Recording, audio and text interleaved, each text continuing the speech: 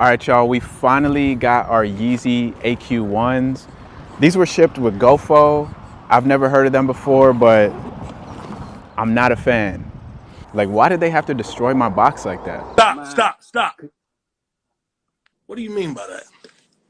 If you remember, Yeezy stated that these would ship within 1 to 3 business days. It actually took mine over a week to see a shipping confirmation, but I'm just happy that Yeezy actually sent these out. I know the bar is very low.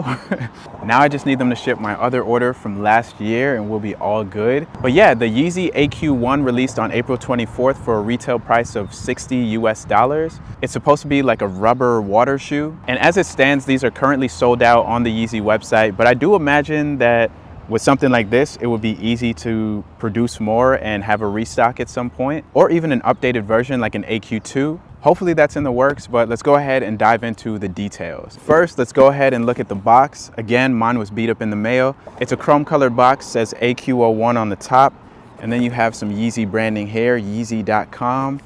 And you also have a barcode sticker that also includes the sizing and the name, the colorway, made in China. Typical box stuff, very similar to what you would get from Yeezy when he was with Adidas. But it is great to see these shoes coming in boxes now. I remember buying the Yeezy pods and they just came in like a black sack. The way you said it was crazy. Now let's look at the actual design of the shoe. It really just looks like a sneaker last with the top caved in and then holes on both sides. Before these dropped, people were posting this other pair and saying that that was going to be the AQ-01.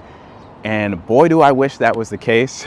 Those look a lot better. But the real AQ-01 is just a shoe, just footwear, really. If you were to open up Gravity Sketch, you could make this same shoe in about 30 seconds. The material is a TPE rubber that covers all of the upper and the outsole.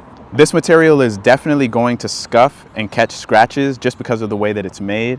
Rocks are gonna chip that upper as well. It has a wavy traction pattern here on the outsole. And then you also have some textile lining here on the interior. You can kind of see that neoprene looking material. And then you also have this vertical stitch line here at the rear. And you also have a box with some information here on the medial side. So you have the name of the shoe. You also have the colorway, fabric, where it's made. Everything is printed there for you. Look how flexible they are. They can really just completely bend. And that textile on the interior also covers up the holes from the inside. So you don't have to worry about tiny rocks getting inside and scratching up your feet. So while you do get that added breathability, it's not completely wide open like the foam runners. And then the most interesting part about this shoe, in my opinion at least, is this super thick, beefy insole that's in here. You can see that there's a ton of support here at the heel. And when you're walking, you can definitely feel all that meat underneath your heel there. On the top, you can see the name AQ-01, and then underneath you have some manufacturing information and you have your sizing. I think these are extremely comfortable. You kind of just sink into that insert. I would probably take these out if I did want to use these as a water shoe. Like if you're taking these to the beach, maybe just for drying purposes, I'd take them out. But yeah, super comfortable shoe overall.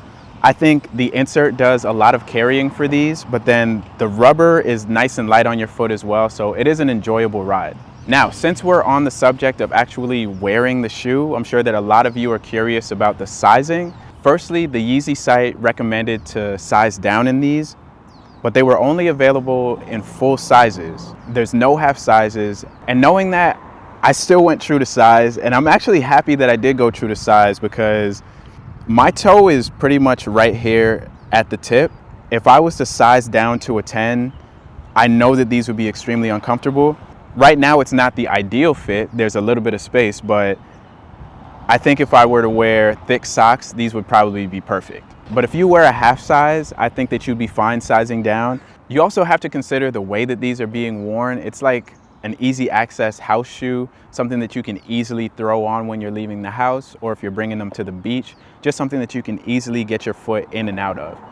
So maybe you don't want them to be too snug.